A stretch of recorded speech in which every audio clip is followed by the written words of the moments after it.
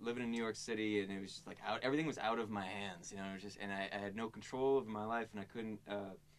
Like there wasn't really any joy. There was a lot of like doing things that I was creating a lot of things, and that normally sort of like doing like a hard day's work kind of helps me out, but it had gone way beyond, and I just like I was a huge, you know, jerk, and I'd alienated everybody that loved me. And it was out. And I remember walking to rehearsal one day, and like, you know, this guitar player I was playing with, Alan, he looks at me. He's like, "Jesus, man, you look like The Walking Dead." And I was like, I felt, you know, fine. That was as good as I felt at any time. And you know, yeah, and that was.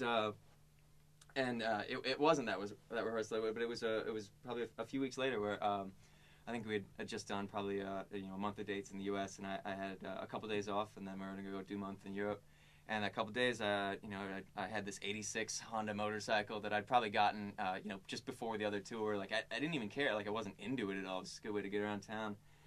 I go there, and then I'm driving back from rehearsal, and just like I just got T-boned by this minivan, and then you know, flew like 20 feet through the air, and just was, you know, rolling and tumbling, and ended up in the hospital for you know, a long time. There's probably like 6 months of rehab or something. But and so it was funny because things were still out of my control, but in a different way.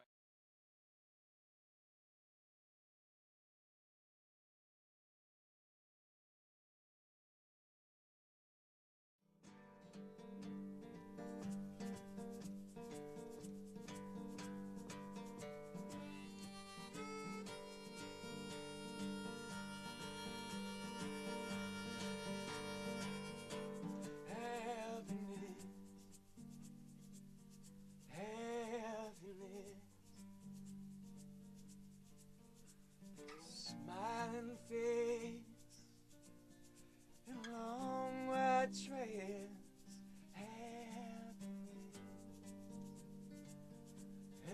happiness. When she came